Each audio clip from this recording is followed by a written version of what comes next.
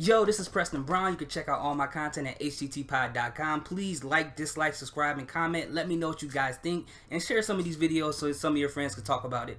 Thanks. Today, we got some very exciting information from Chris Tucker for Rush Hour fans. He and Jackie Chan are starting to work on Rush Hour 4. Now, a lot of people are going to say, yeah, we kind of already knew this was happening, but Chris Tucker and Jackie Chan have been rejecting scripts after scripts after scripts after scripts. But they finally got a good one. And if you guys have been watching this channel for a while, when it comes to movies that haven't been out yet, you know what I do here. I become the unpaid writer for the most part. So first off, after thinking long and hard for about a good 2.5 seconds, my first question would be, where would the setting be? Because they've been to LA, they've been to Paris, they've been to China, so where would they put the setting of Rush Hour 4 at? I remember in Rush Hour 2 at the end that they had mentioned that they wanted to take a trip to New York, but I don't think that's a good idea. Personally, if I wrote the script, where I would put the characters at is back to LA where they were in Rush Hour 1. So in my personal opinion, Rush Hour 4 should be the last Rush Hour. So if I wrote this, I will make it connect back to the first one, just for the nostalgia value and for those who've been celebrating this or fans of it since the beginning of the entire series. You guys remember in Rush Hour 1 when Detective Carter, Chris Tucker, he mentioned that his dad was murdered in a routine traffic stop because the person in the car didn't want to receive a ticket, so they took out a gun and killed him.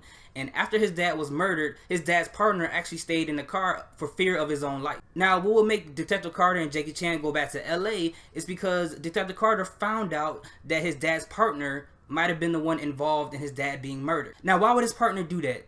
I would say it's because his dad was this close to cracking a case on one of the drug lords or gangs in LA, and his partner was somehow a crooked cop involved with that gang, so he didn't want him to be able to do that. So what he did, he told the other guy that's a part of that gang, pull up to this area, get a ticket, I'm gonna let him get out the car by himself, and you go ahead and take him out. Now somehow Detective Carter gets tipped off as finding out that there's some information that his dad's partner either he was the one that set it up, or someone above him was the one that set it up, which makes Detective Carter go back to LA. And Jackie Chan goes back to LA with him to help him out because he helped him with Kenji in Rush Hour 3. And in going back to LA, they can introduce a new character, Detective Carter's mom. They never mentioned her, they never really talked about her, but in this story I will make it where Detective Carter and his mom haven't been talking to each other for about maybe a good 10 years, because she tried to plead with him over and over not to join the police force due to the fact that his dad was murdered.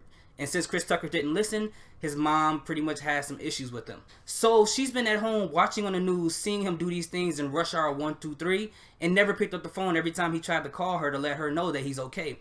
Reason being is because the last time she picked up the phone after seeing something on the news like that was someone calling her to let her know that her husband had been murdered. And that goes to show why she stopped talking to him, because she was scared to pick up the phone to know that he's been hurt or he's been murdered. And she's upset with him because she tried to plead with him not to join the force because of what happened to his dad. Yes, I know, it's kind of dark, but if you watch all the Rush Hours, there's some dark implications in there, but there's so much comedy in it that it covers all the dark stuff up. So I don't want to make it turn into a Logan movie or a Dark Knight movie, but it's going to get a little bit more darker in my setting or the writing of the story for me. So come to find out, Detective Carter actually has a son that his mom has been taking care of for a long time. It wasn't that she tried to keep him away from his dad, but she was scared that he was going to get inspired by his dad and make him go into the police force and have the same thing happen to him that happened to her husband. And on top of that, Detective Carter's mom has a lot of issues with police officers because of stuff that's been happening in the news, like recently in real life.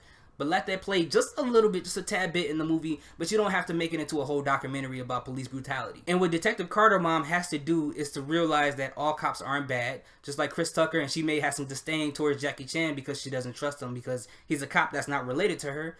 And also to accept the fact that her son is a cop that's trying to investigate and find out what happened to her husband. After finding out he has a son, this should make Detective Carter contemplate really hard about retiring because he doesn't want his son to feel like he felt when his dad got murdered. Now the thing is in here is that his son knows people who are involved in the gang who may have information about the people who murdered his father. Now let's get to the comedy. I'm not a real comedy writer, but I know one of the elements that can help out with the comedy part of it is that Detective Carter goes back to LA and all the gangsters and thugs looks completely different than what they did when he was younger. Because you remember back in the day when they all had fitted hats, do-rags, FUBU jackets, long jerseys, but he goes back to it now and they have skinny jeans, Gucci belts, dyed colored dreadlocks, all kind of crazy stuff, and then have that dynamic just like with him making fun of those type of people. Not in the sense that he's trying to bash his generation, but he's making fun of his son and making fun of the people around him who dress that way because he's kind of confused about what's going on. He's kind of like a fish out of water. But the funny part about it is Jackie Chan is